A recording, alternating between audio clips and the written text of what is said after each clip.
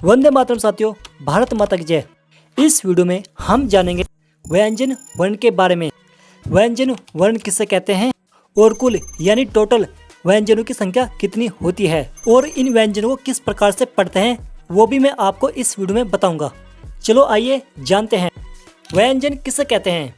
व्यंजन उन वर्ण को कहते हैं जो वर्ण स्वर की सहायता से बोले जाते हैं।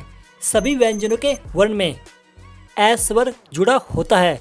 ये है व्यंजन वर्ण कैसे लेकर है तक। हिंदी वर्णमाला में व्यंजन केवल कैसे लेकर है तक के वर्णों को ही व्यंजन माना गया है। यदि कोई आपसे पूछे हिंदी वर्णमाला में व्यंजनों की संख्या कितनी होती है टोटल, तो आपको बताना है 33, क्योंकि कैसे लेकर और है तक वर्णों की संख्या होती है 33। अब जो ये इसके बाद के जो वर्ण बच गए हैं ये वाले, इनको व्यंजनों में गिना नहीं जाता है, पर ये भी है व्यंजन ही। इन वर्ण को व्यंजनों में इसलिए नहीं गिना जाता है क्योंकि जो ये वर्ण हैं ये वर्ण व्यंजनों के दो वर्ण से मिलकर बने होते हैं। इसी कारण से इनको व्यंजन में नहीं गिना जाता है।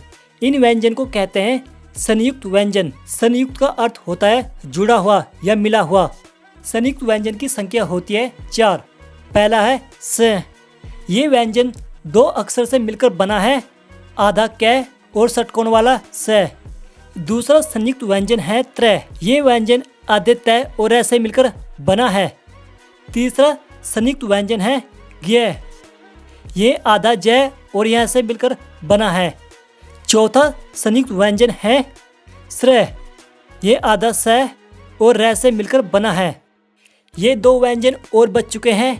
इनको कहते हैं उत्सिप्त व्यंजन। उत्सिप्त का अर्थ होता है उछाला हुआ या फेंका हुआ। ये दोनों वर्ण जीभ को आगे को उछालकर बोले जाते हैं, इसी कारण से इनको उत्सिप्त व्यंजन कहा गया है। पहला व्यंजन है अढ, दूसरा व्यंजन है अढ। अढ अढ। अब हम इन व्यंजनों को एक एक कर बोलेंगे।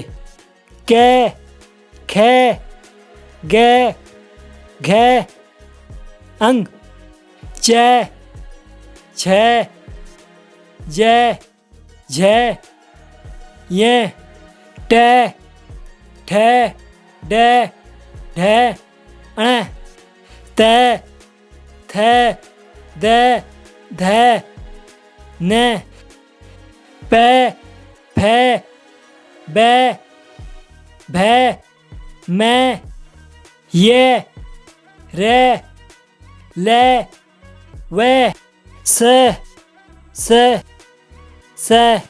ये जो तीनों स है, यदि आप नए नए हो तो आप इन्हें यही समझो कि ये स ही है।